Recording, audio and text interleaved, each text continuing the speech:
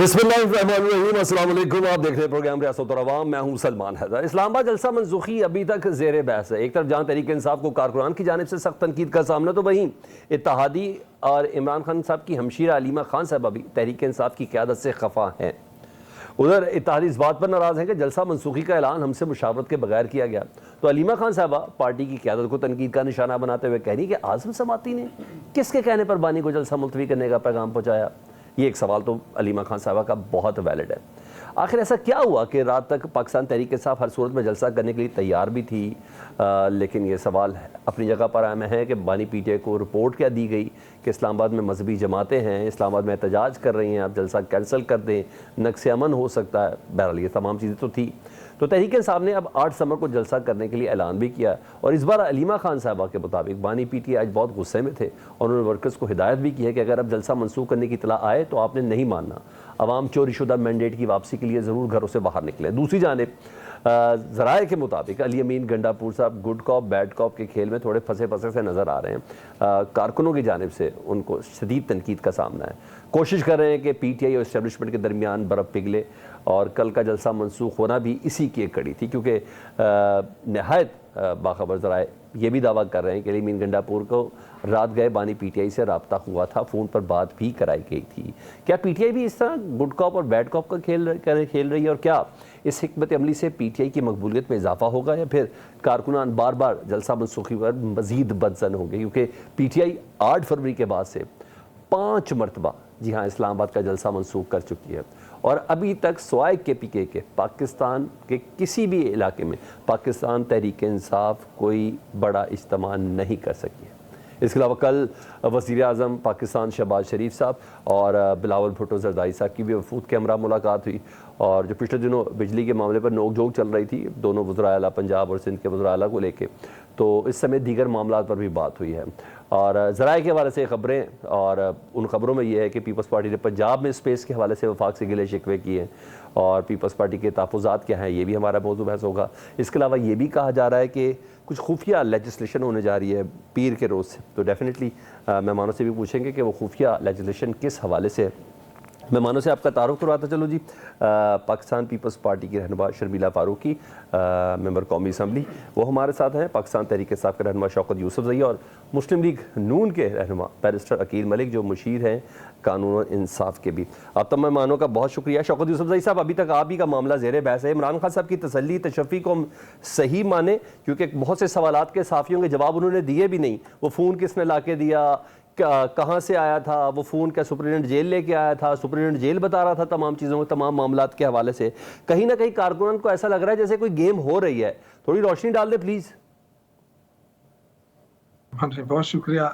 देखें, जहाँ तक जलसा मुलतवी करने का ताल्लुक है, जलसा होता है मोबिलाइजेशन के लिए। जलसे से ना तो कोई हुकूमतें गिरती है ना वो होता है, सिर्फ ये मोबिलाइजेशन होती है किसी पार्टी के, और वो अल्हम्दुलिल्लाह जब जलसे का ऐलान हो जाता है मोबिलाइजेशन हो जाती है। तो ये भी एक हिकमत अमली है तहरीक इंसाफ की। और चूँकि अब आपको भी पता है कि जो इस्लामाबाद के हालात हैं इस वक्त, उसमें ये मैं समझता हूँ कि एक दानिशमंदाना फैसला था, बरवक्त फैसला था। ये इस वजह से नहीं कि गवर्नमेंट के साथ हमारी टकराव हो जाती है, इस वजह से कि कहीं 9 मई के जो वाक़या इस तरह ना हो कि दोबारा इस तरह बहाना बना के पीटीआई के खिलाफ कार्रवाई शुरू हो जाए।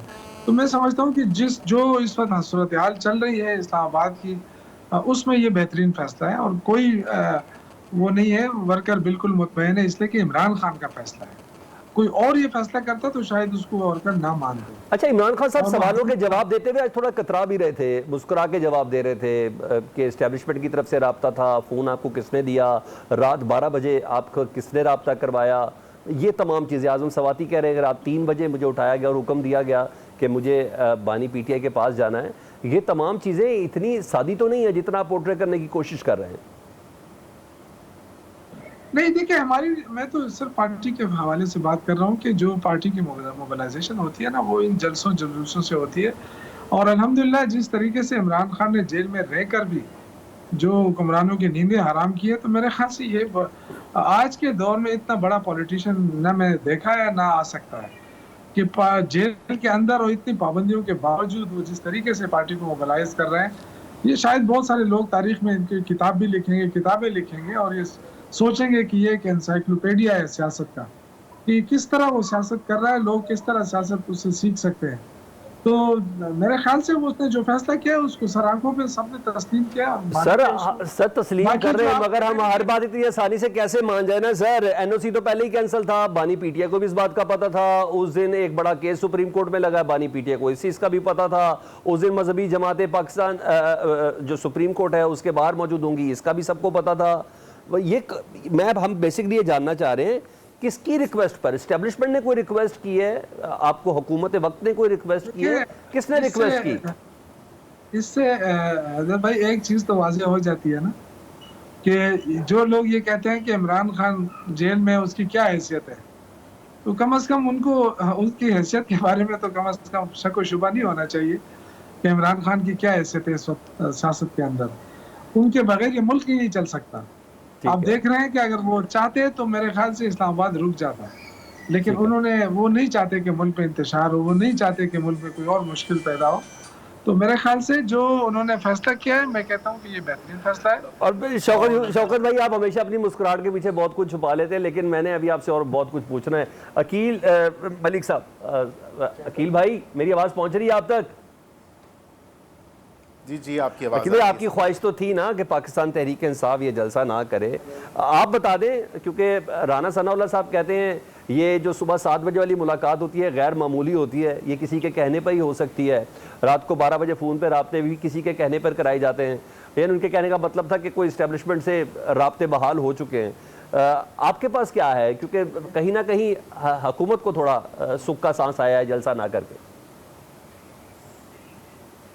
नहीं सलमान साहब, मैं नहीं समझता कि कोई ख्वाहिश थी हुकूमत की या हमारी कोई ऐसी डिमांड थी कि जलसा ये ना करें। कोई ऐसी बात नहीं है, ना हमें कोई खौफ है, ना कोई डर है। ये आपने देखा जितने कोई लोग निकले भी जलसा मंसूख होने के बाद, और क्योंकि एनओसी तो कैंसिल हुई थी सिक्योरिटी की पेश नज़र, और सिक्योरिटी की पेश नज़र तमाम तर वो चीज़ें थी जो हमने बयान भी की। लोकल एडमिनिस्ट्रेशन ने इनको बताया कि ये वजूहात हैं, यहाँ पे एक मजहबी जमात है वो उसके लोग आ रहे हैं, और उसके साथ सुप्रीम कोर्ट में एक अहम नौयत का केस लगा हुआ है। तो हम ये नहीं चाहते, हम आपको ये वार्न कर रहे हैं कि आप पे ये तमाम तर मलबा ना आ जाए, और अगर किसी अनटूवर्ड सिचुएशन की तरफ ये बात जाती है, खुदा ना खास्ता, और इतनी सिक्योरिटी और मैन पावर भी नहीं है, बिकॉज ऑब्वियसली बांग्लादेश की टीम भी आई थी, तो हमारी ख्वाहिश तो नहीं थी कि ये जलसा ना करें। इफ़ एनीथिंग, मैं समझता हूँ कि जिस तरह इन्होंने तमाम तर अपने पार्टी के लोगों के जज्बात के साथ खेला, जब तमाम तर लोगों को इंतशार दिलवा के लाया गया, और तमाम तर लोगों को फिर सिर्फ उनकी कीमत 5,000 रुपया लगाई गई,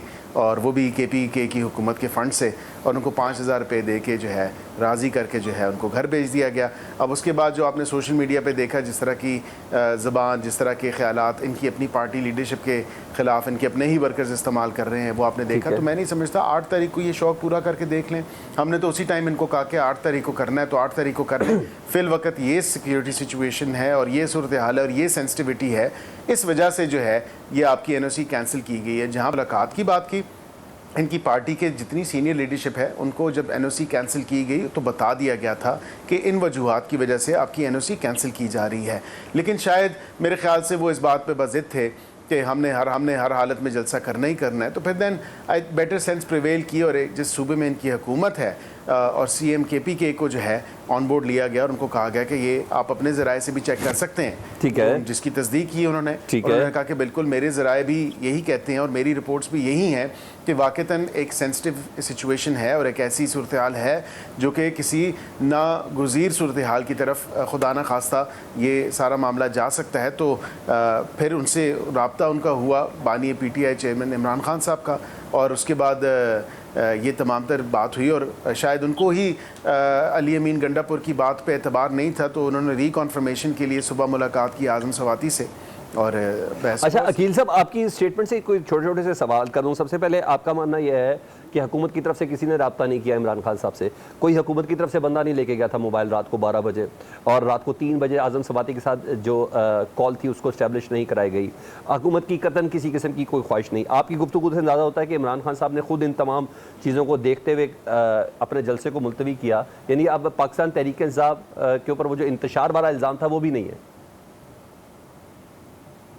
नहीं, इंतशार वाला इल्ज़ाम है, आपने देखा नहीं इस्लामाबाद पुलिस के एहलकारों के साथ क्या किया। वहाँ पे ये स्वेटरें पहन के आए हुए थे इस गर्म मौसम में, वहाँ पे पूरे डंडे लेके आए हुए थे और क्या क्या लेके आए हुए थे। मतलब ये आपने देखा जिस तरह इन्होंने एक अनटूवर्ड सिचुएशन की तरफ दोबारा खुदा न खासा 9 मई के जैसे वाक़े की तरफ ये जाना चाह रहे थे और खून गरमा के लेके आए थे तमाम तर पार्टी के वर्कर से। मैं ये नहीं कह रहा, मैं ये कह रहा हूँ कि एक बेटर सेंस प्रिवेल की और सिक्योरिटी सिचुएशन को मद्देनज़र रखते हुए, बट इवन इफ़ अगर इमरान खान साहब ना करते तो ही had no other choice but to cancel this जलसा, बिकॉज उनके पास चॉइस नहीं थी इस सिक्योरिटी सिचुएशन के। हुकूमत की तरफ से कोई रिक्वेस्ट नहीं की गई ना, चॉइस नहीं थी, उनके पास ऑप्शन नहीं था। यानी सर रिक्वेस्ट कहीं और से हुई? उनको बताया, उनकी पार्टी के लोगों को जो मेंबरान अरकान असेंबली हैं उन सबको बताया, उनको कहा कि भाई ये सारी मामलात हैं और ये आप जलसा नहीं कर सकते इस सिक्योरिटी सिचुएशन की पेश नज़र और इस पैराए में। लेकिन शायद उनको था कि अब हम किस तरह ये अपने पार्टी वर्कर्स को जो थे हमने बुलाए में हैं, हर तरफ से हमने कहा है कि आप आ जाएं, तो इतने कोई लोग भी टर्न आउट भी नहीं हुआ, वो तो आपने देख ही लिया। और उसके बावजूद मतलब लोगों ने जिस तरह के अपने गम गुस्से का इजहार किया, मैं नहीं समझता कि 8 तारीख को कोई निकलेगा। और 8 तारीख की जहाँ तक बात रही तो हमने तो उसी वक्त ही कह दिया कि ये 40 नुकात हैं, इन 40 नुकात के ऊपर अमल पैरा होना पड़ेगा। इन 40 नुकात की आपको पूरी पूरी जिम्मेवारी उठानी पड़ेगी और जिम्मेवारी उठाने के साथ साथ हर एक नुक्ते के साथ आपकी ये मंसूब है इजाज़त।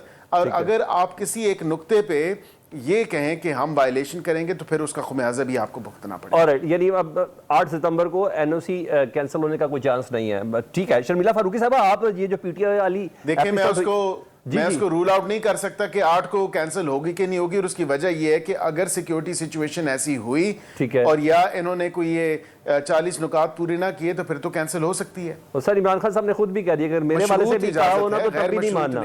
इस बार इमरान खान साहब ने अपनी जिम्मेदारी भी ले ली है, उन्होंने कहा मेरी भी बात करो तो तब भी ना मानना, ये बकौल उनकी बहन के। मैं आता हूँ दोबारा शर्मिला फारूकी साहब, आप बताइए ये जो कल पाकिस्तान तहरीक इंसाफ ने किया, जलसे का ऐलान था, फिर जिस तरीके से कैंसिल किया गया, सुबह सुबह आजम सवाती साहब इमरान खान साहब से मिलने चले गए और फिर इमरान खान साहब को रात गए एक ब्रीफिंग भी दी गई और पार्टी रहनुमाओं से राब्ते भी करवाए गए। तो पीपल्स पार्टी इन तमाम चीज़ों पे कहीं ताज्जुब का शिकार है कि आप समझती है कि नहीं जेल में बैठा हुआ शख्स है इतना ताकतवर कि इसकी मिन्नतें करनी पड़ रही हैं?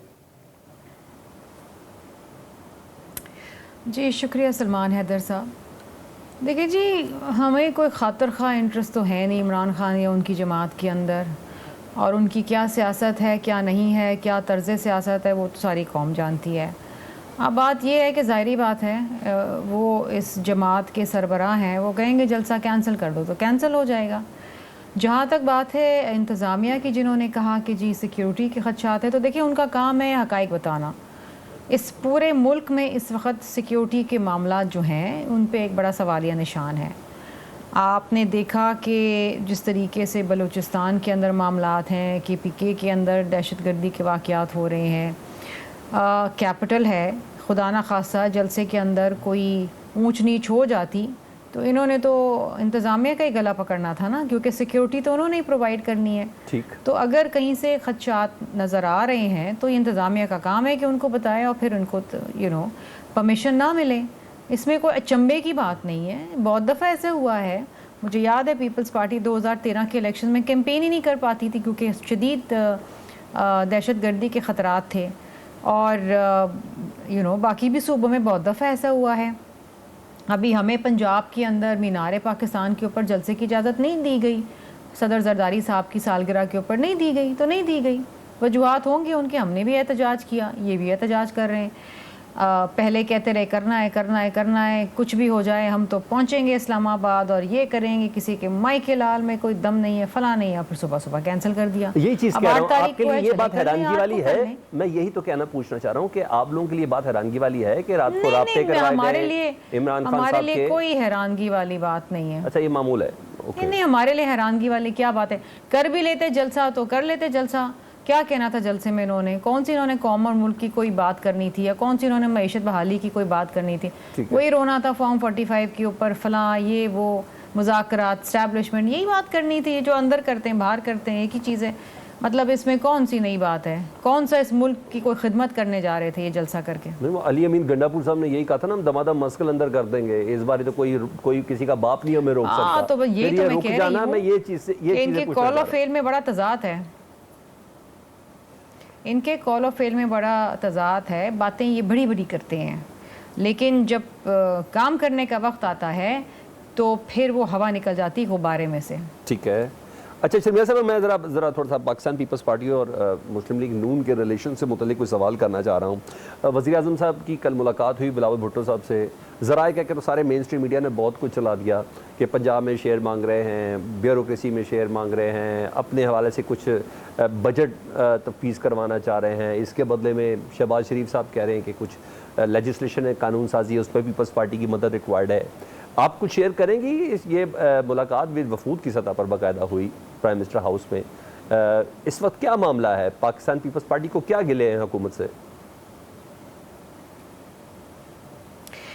देखिए जी, पाकिस्तान पीपल्स पार्टी एक अहम कलीदी इत्तेहादी है इस हुकूमत का, और ये इत्तेहाद बनने से पहले कुछ तहरीरी मुआहदे हुए थे जिसके ऊपर खातिर खा कुछ ज़्यादा अमल नहीं हुआ, बिलखुसूस पंजाब के हवाले से।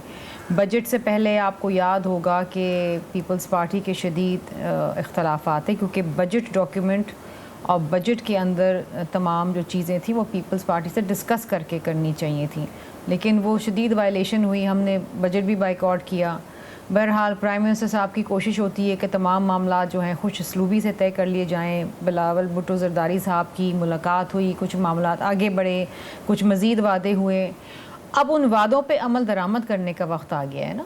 पंजाब के हवाले से हमारे मेम्बरान को शदीद शिकायत है, कुछ सिंध को शिकायत है, तो अच्छी बात है कि आपस में मिल बैठ लें और मामला जो है वो तय कर लें, और खुश असलूबी से जो बात एक तयशुदा बात है तहरीरी हवाले से उसके ऊपर अमल करें। देखिए, the ball is in the court of PMLN कि उनको ये वादे पूरे करने, तो हम वक्तन फ़वक्तन उनको याद दिलाते रहते हैं कि जी ये आपके वादे थे, इनको वफा करें। I think the meeting went well, और मेरा ख्याल है कि एक आने वाले दिनों में एक इजलास होगा पंजाब के अंदर। ठीक है, यानी चीज़ें बेहतरी की तरफ हैं पीपल्स पार्टी और नून लीग में। एक छोटी सी ब्रेक, और ब्रेक के बाद डेफिनेटली शौकत यूसुफजई साहब आपसे सब खबरें गर्दिश करी हैं कि जब से फैज़ हमीद साहब गिरफ्तार हुए हैं ना, पाकिस्तान तहरीक इंसाफ के अंदर भी क़ुव्वत की कुछ कमी है, जिसकी बिना पर इस जलसे को मनसूख करना ज़रूरी था ताकि कोई स्ट्रेटजी बनाई जा सके। 8 सितंबर तक थोड़ा वक्त मिल जाएगा, ये भी एक सवाल रेज़ है। इस ब्रेक के बाद बात करते हैं।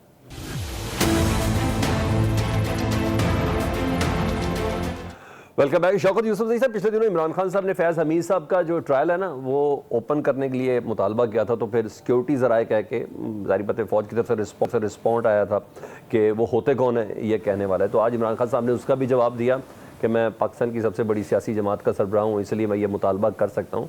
लेकिन आप घबराए हुए हैं सर फैज़ हमीद साहब की गिरफ्तारी के बाद। ईजी आप लोग भी नहीं है, किस चीज़ का डर है आपको?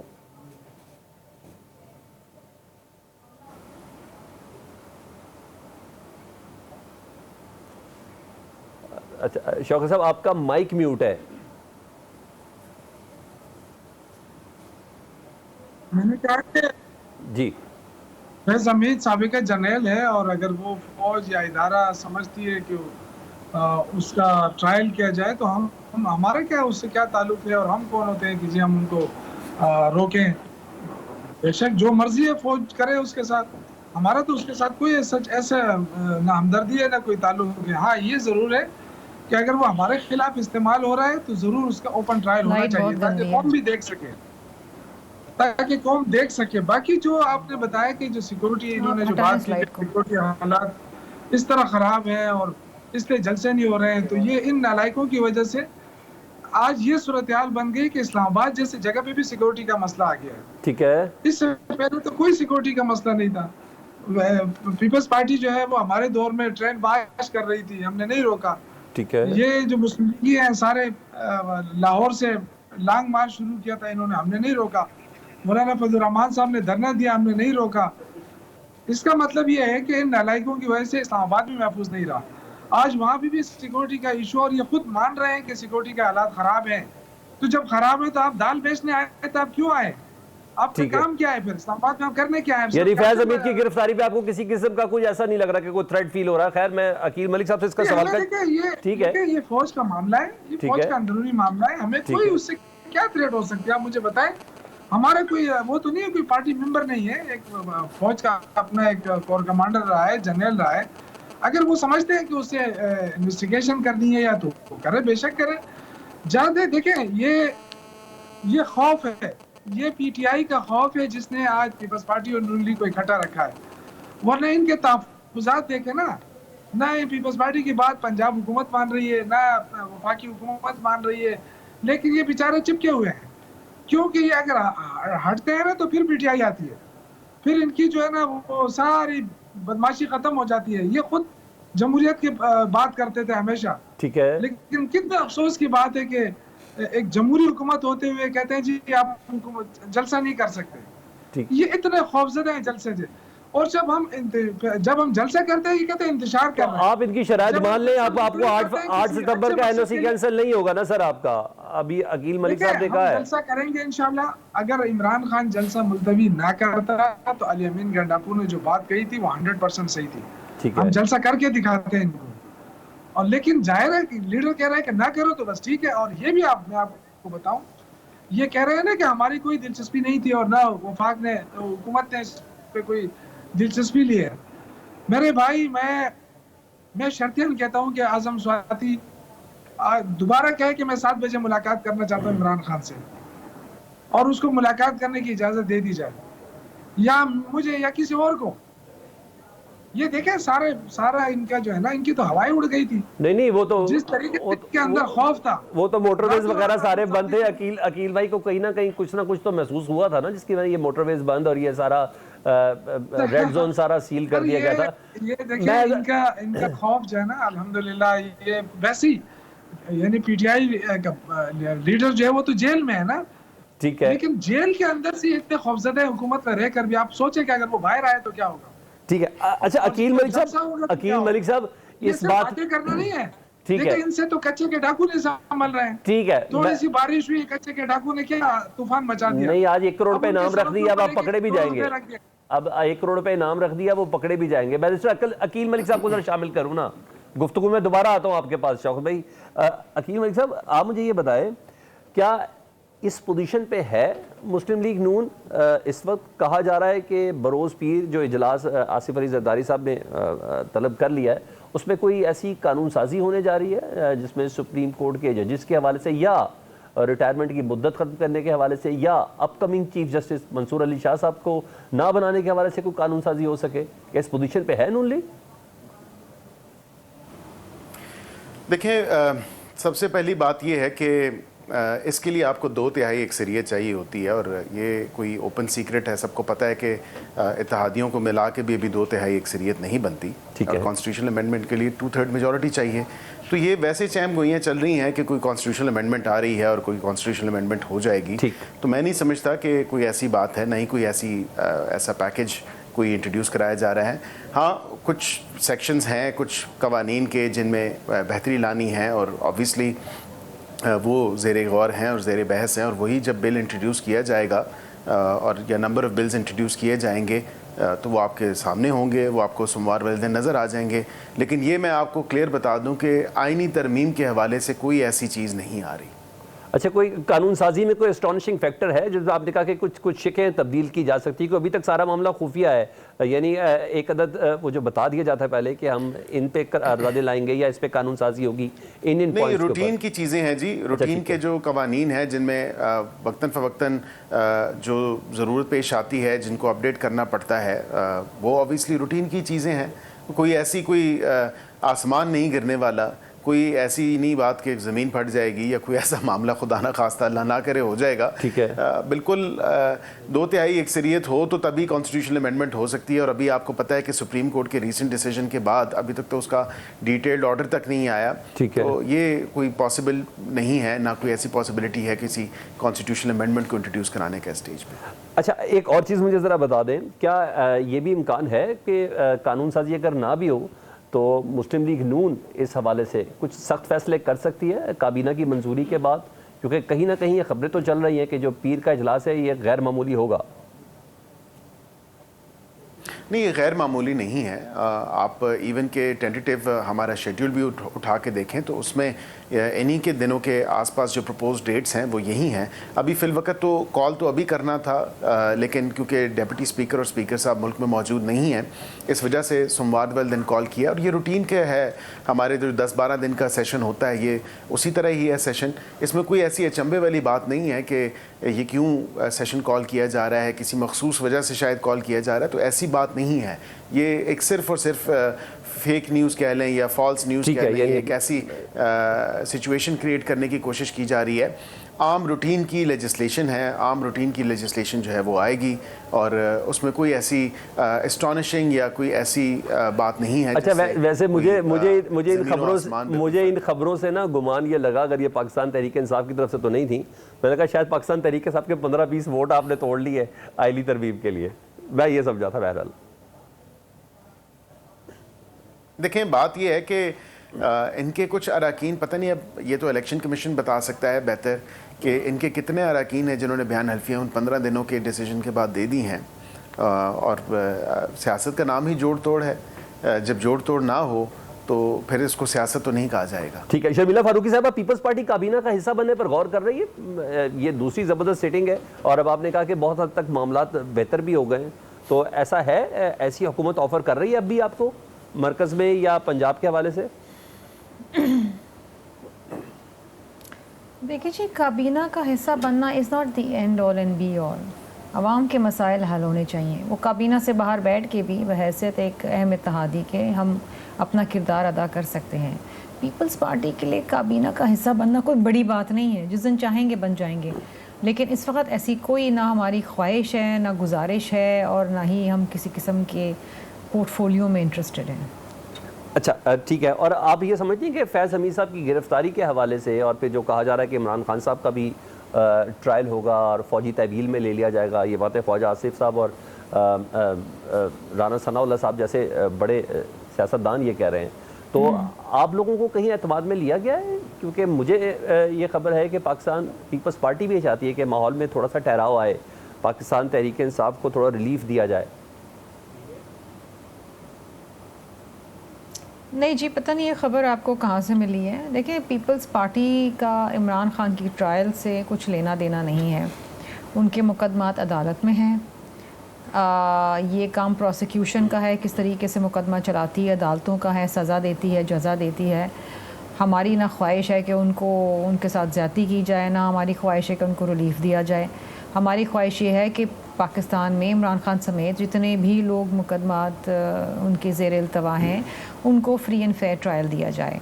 ये हमारा मौक़िफ़ हमेशा से रहा है और रहेगा।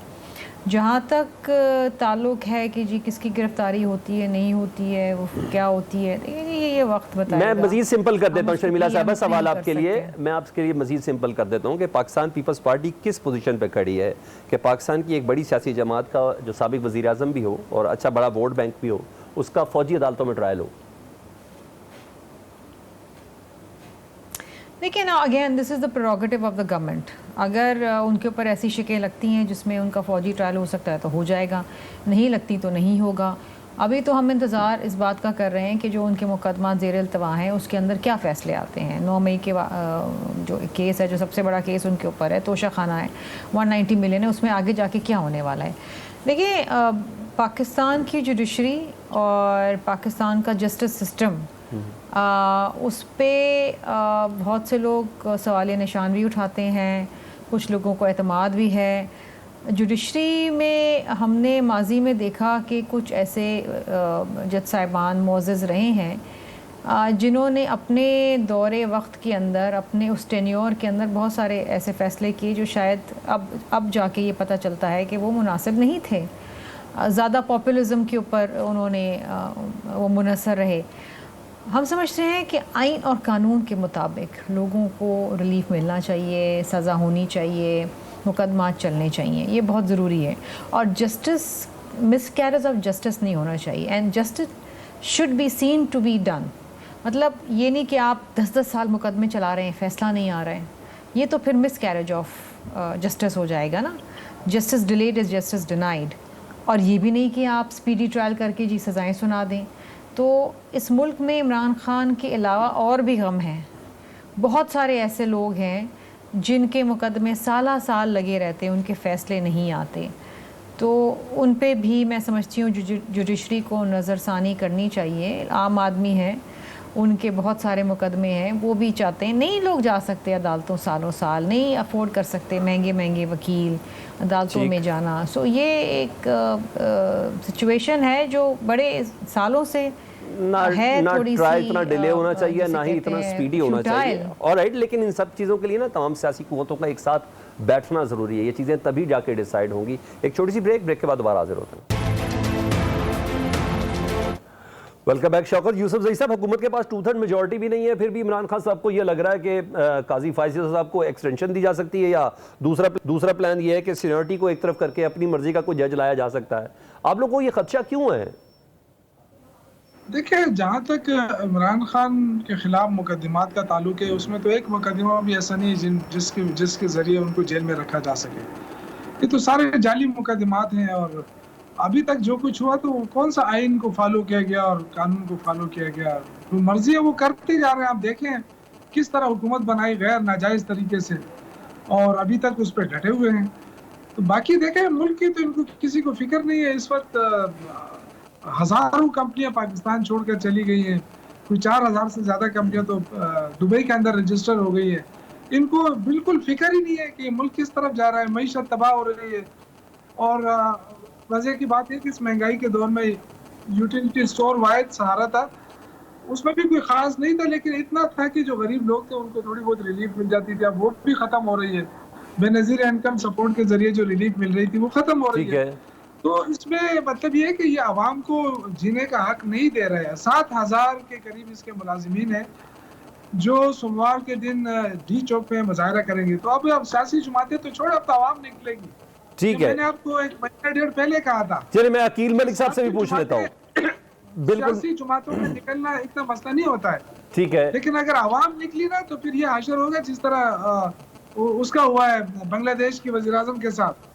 क्योंकि आपने बिजली महंगी कर रहे हैं, बिजली को आप नहीं दे सकते आवाम को। अच्छा, अकील मलिक साहब, बांग्लादेश के वजीर आजम का जिक्र इन्होंने किया। आज इमरान खान साहब भी ये कह रहे थे कि अगर हमीदुर रहमान कमीशन रिपोर्ट के ऊपर अमल हो जाता ना तो आज पाकिस्तान में जमहूरियत होती है। आप भी तस्लीम करते हैं इस बात को? मैं इस पे क्या कहूँ कि कभी कहते हैं कि मुक्ति बानी कौन था, और फिर कभी कहते हैं कि शेख मुजीब कौन था, फिर कहते हैं कि ये रिपोर्ट पढ़ लेनी चाहिए। मतलब क्या बातें हैं, किसी एक बात पे तो स्टैंड करें। लेकिन एक बात पे मैं ज़रूर रिस्पॉन्ड करूँगा कि आज बड़ी खुशाइन बात है, वज़ीर आज़म पाकिस्तान ने आज ख़त लिखा। उनके जो चीफ़ केयर टेकर हैं या चीफ़ एडवाइज़र हैं, उनको कहा कि Pakistan stands with you for all and any support जो आपको हो, और इस मुश्किल वक्त में जिससे आप गुज़र रहे हैं, जिसमें आपका मुल्क गुज़र रहा है, तो हम आपके साथ हैं और हम आपका साथ देंगे। और अगर आप समझते हैं कि हमारी कहीं आपको कोई टेक्निकल या अदरवाइज़ कोई सपोर्ट ज़रूरत है तो हम हाज़िर हैं आपके लिए, हर किस्म की सपोर्ट के लिए। जहाँ पे इन्होंने बात की यूसुफ ज़ई साहब ने कि बिजली महंगी कर रहे हैं, तो माज़रत के साथ यूसुफ ज़ई साहब, फ़ेडरल हुकूमत ने भी और पंजाब हुकूमत ने भी अपने तमाम तर सार्फिन को, बल्कि फ़ेडरल हुकूमत ने तो पूरे मुल्क के सार्फिन को, और पंजाब हुकूमत ने अपना इनिशिएटिव लिया और उन्होंने उसके ओवर एंड अबव जो फेडरेशन ने प्रोवाइड किया है रिलीफ, उस रिलीफ को उन्होंने दोबाला कर दिया पंजाब के सार्फिन के लिए, और उन्होंने रिलीफ फराम किया। अब बिजली महंगी तो ऑब्वियसली जो आप 18 IPPs के साथ करके गए थे और अक्रॉस द बोर्ड, मैं ये कहूँगा इसमें कुछ गलतियाँ शायद हमारी। अच्छा, फाइनल क्वेश्चन मैं जरा शर्मिला साहब से कर लूँ। रिन्यू किए उनके साथ, ठीक है अकील भाई, मैं लास्ट मिनट में शर्मिला साहबा के लिए एक वक्त रखा हुआ था। शर्मिला साहबा, आप सपोर्ट करती है अगर काजी फायज़ साहब को बिल फर्ज बकौल इमरान खान साहब के एक्सटेंशन देने की कोशिश की जा रही है, या सीनियरिटी को एक तरफ रखे, क्योंकि लाहौर हाई कोर्ट में ये प्रेसिडेंट सेट हो गया है, जो 4th नंबर की जो थी जज उन्हें चीफ जस्टिस लगाया गया। क्या आप सपोर्ट करेंगी पीपल्स पार्टी के जस्टिस मंसूर साहब को या जस्टिस मुनीर साहब को बाईपास किया जाए? देखिए जी, मुझे तो नहीं पता कि उनको एक्सटेंशन दी जा रही है कि नहीं दी जा रही है। मेरे इल्म में ऐसी कोई बात नहीं है। देखिए, सीनियरिटी होती है, and I feel that senior most को हमेशा वो पोजीशन मिलनी चाहिए जो उसका हक है। एक मैं जनरल बात कर रही हूँ कि अगर आप सीनियर को बाईपास करके आप सेकंड या थर्ड नंबर को टॉप पोजीशन देंगे तो इसमें फिर इदारे के अंदर मायूसी होती है। ठीक है, एक तरीके से मेरिट जो है वो डिनाई की जा रही होती है। तो I would personally not support this. ठीक है, आई वुड फील कि जो सीनियर है उसको सीनियर ही रहना चाहिए। Thank you. सीनियर को सीनियर रहना चाहिए। शर्मिला फारूकी साहब आपका बहुत शुक्रिया, यूसुफजई साहब, बैरिस्टर अकील मलिक साहब, आप सबका बहुत शुक्रिया। प्रोग्राम से सलमान को इजाज़त दीजिए। अल्लाह हाफ़िज़।